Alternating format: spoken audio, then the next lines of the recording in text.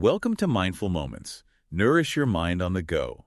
This audio uses AI narration to present our original book analysis. Today, we're diving into The Worldly Philosophers by Robert L. Heilbroner. It's a classic that explores the evolution of economic thought. Yeah, it's like meeting the minds who shaped how we understand the world, at least in terms of economics. Exactly. Heilbroner does a great job connecting the lives and times of these thinkers with their groundbreaking ideas. Right from the start, Heilbroner throws us into this chaotic birth of market society, coming from the remnants of feudalism. He uses the story of a merchant named Andreas Reif traveling through 1550s Germany, encountering countless tolls and this jumble of currencies. Oh, yeah. What stands out to you about that story? Well, it really highlights the economic landscape of the time. Fragmented, inefficient, a far cry from the globalized markets we know today. Right. And we can't forget the human cost of this transition. The enclosure movement, where landowners fenced off common lands, was a period of just immense upheaval. Yeah, it's hard to imagine the impact of that shift. Yeah. Turning peasants into landless laborers really makes you think about the trade-offs of progress. Definitely. And amidst all this change, the concept of gain, the profit motive started to emerge as a driving force, really challenging those traditional values. Yeah, the pursuit of individual gain, once considered morally questionable, gradually became accepted as a legitimate engine for economic activity. Interesting. And this is where Adam Smith enters the picture. The father of modern economics, whose Wealth of Nations remains a foundational text. Yes, the invisible hand. The idea that self-interest within a well-functioning market can unintentionally lead to societal benefit. Exactly. A concept that's still debated today. Absolutely. Smith was fascinated by how the division of labor boosted productivity. Remember his example of the woolen coat? Something seemingly simple becomes the product of this complex web of specialized laborers. Really highlights the interconnected nature of a market economy. Yeah, he believed in the power of accumulation. That investment fuels economic growth and ultimately improves living standards for everyone, not just the wealthy. Right. It's a powerful idea, but as we'll see, not all economists shared his optimism. Exactly. Thomas Malthus and David Ricardo brought a dose of pessimism to the table. Malthus, with his theory of population growth outstripping resources, offered a stark warning about the potential for scarcity and hardship. It's a theory that has sparked controversy and debate for centuries. It makes you think about the balance between population growth, resource management, and social justice. Yeah. Ricardo, on the other hand, focused on the distribution of wealth, particularly the role of land rent, which he saw as a potential source of conflict between landowners and capitalists. A concept that foreshadows later discussions of class struggle and economic inequality. Fascinating. And despite the pessimism, Ricardo's ideas were incredibly influential. His theory of comparative advantage is still a cornerstone of international trade. Wow. Then we have the utopian socialists who envisioned a radically different economic system, one based on cooperation instead of competition. Robert Owen stands out as a fascinating example. Oh, absolutely. His experiment at New Lanark, where he transformed this bleak factory town into a model community, he tried to show that businesses could prioritize worker well-being and create a more just society. His villages of cooperation captured the imaginations of many. Sadly, his utopian experiment ultimately failed. Yeah, it did. It's a stark reminder of the challenges of translating those radical ideas into real-world solutions. Absolutely. But Owen's legacy of social reform education and worker empowerment lived on, inspiring future generations of reformers and activists, which brings us to John Stuart Mill, who attempted to reconcile individual liberty with social justice. Seems like quite the balancing act. He was one of the first to challenge the idea that the distribution of wealth was a fixed natural law. Yeah. Instead, he believed it could be shaped by society.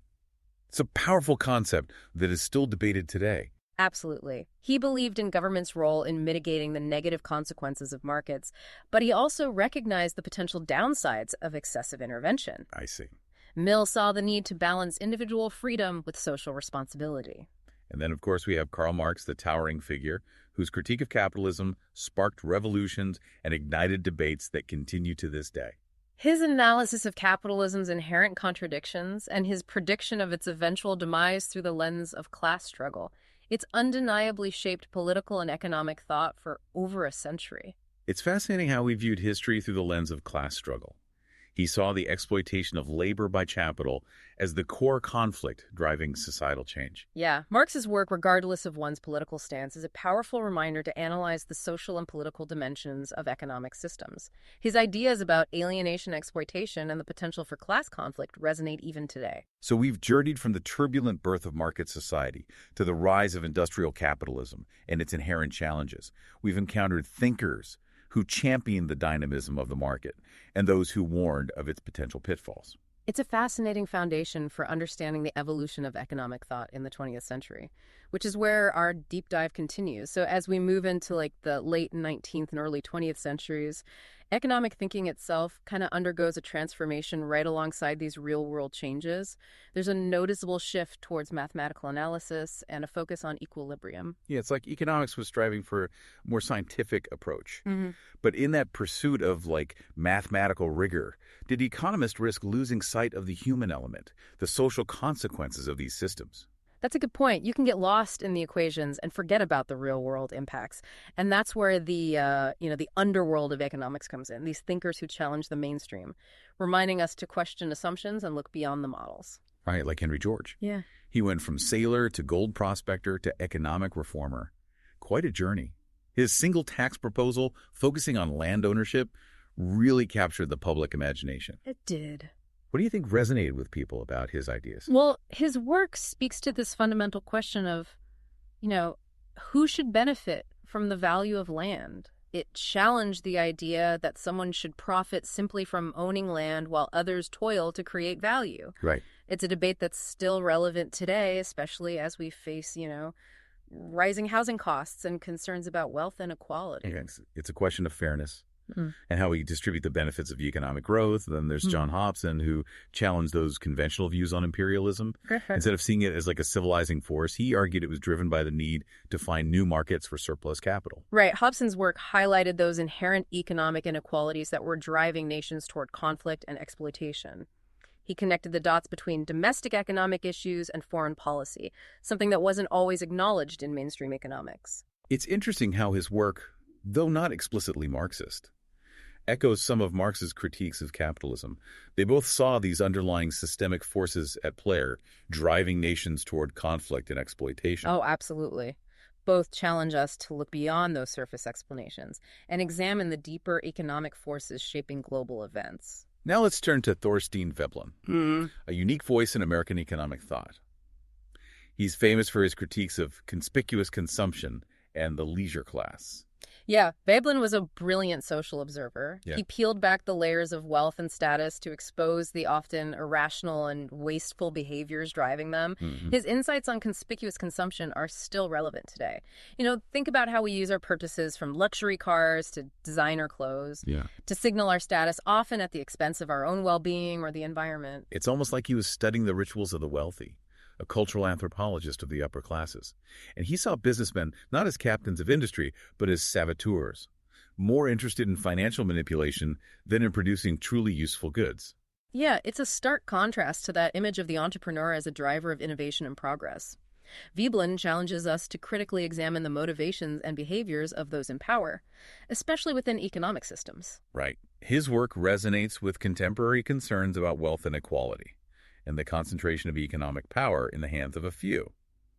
And then, of course, we reach the Great Depression, a moment that shattered the illusion of endless prosperity and forced a reevaluation of capitalism. The sudden collapse of the stock market, widespread unemployment breadlines, it was a stark reminder of the system's vulnerability and the social consequences of economic instability. Yeah, it's against this backdrop of crisis that John Maynard Keynes emerges, perhaps the most influential economist of the 20th century. His ideas revolutionized how we think about government's role in the economy. Right. Keynes challenged that prevailing laissez-faire approach, arguing that government intervention through fiscal policy was crucial to stabilize the economy, stimulate demand, and address unemployment during downturns. Yeah, it was a radical departure from the hands-off approach that had dominated economic thinking for so long. Yeah. His ideas were born out of this deep concern for the human cost of economic downturns. He was a pragmatist, focused on finding solutions to real-world problems, not just theoretical models. And his ideas had a profound impact.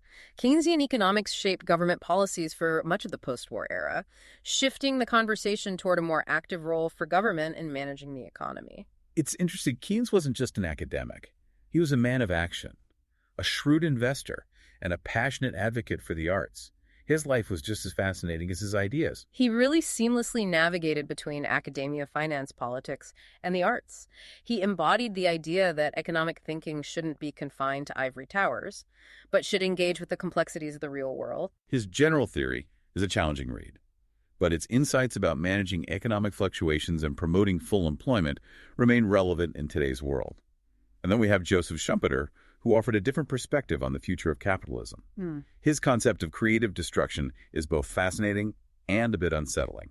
Yeah, Schumpeter was captivated by capitalism's dynamism, its ability to reinvent itself through innovation. He saw creative destruction, the process of new technologies and business models, replacing old ones as the engine of economic progress. That's a powerful idea, suggesting that constant change and disruption are essential for long-term growth. Right. It's a reminder that even successful systems need to adapt and evolve to survive. But Schumpeter, unlike Keynes, wasn't optimistic about capitalism's long-term prospects.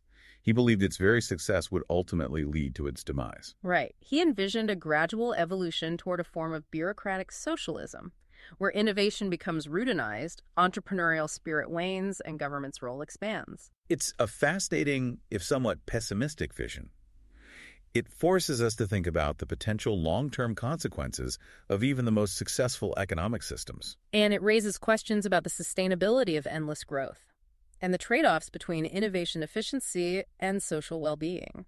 So we've covered a lot of ground, from the rise of mathematical economics to the challenges of the Great Depression, and the divergent views on capitalism's future. It's remarkable how these thinkers, despite their differences, all grappled with the same fundamental questions about how economic systems function, how they shape our lives, and what their potential pitfalls and possibilities are. It's been a whirlwind tour of economic thought. Where do we go from here? How do these ideas inform our understanding of the current economic landscape? Well, that's the million-dollar question, isn't it? The Worldly Philosophers doesn't give us all the answers, but it does equip us with a deeper understanding of the ideas that have shaped our economic world. Right. He reminds us that economics isn't just about equations and graphs. It's about people, choices, and values. He calls it a worldly philosophy for a reason. It's intertwined with social, political, and ethical considerations. Exactly. It's about understanding the forces that shape our lives. Yeah. And the choices that will shape our future. He also emphasizes that economics isn't a purely objective science. It's influenced by, social and political forces. These forces shape how we interpret data and formulate policies. That's a really important reminder. To approach those economic debates with a critical eye, recognizing that there are multiple perspectives and interpretations. And that's the real value of the Worldly Philosophers. It exposes us to these diverse perspectives, these clashing ideas, encourages us to think for ourselves and to form our own worldly philosophy. Yeah, it's a book that leaves you with more questions than answers, which is precisely what makes it so thought-provoking. It challenges us to engage in this process of critical reflection about the complexities of economic systems and their impact on our lives. This deep dive has been a whirlwind tour through the evolution of economic thought. We've encountered brilliant minds wrestling with those fundamental questions about markets' wealth and the role of government. From the chaotic birth of market society to the challenges of the Great Depression and the ongoing debates about capitalism's future, it's a story that's still unfolding.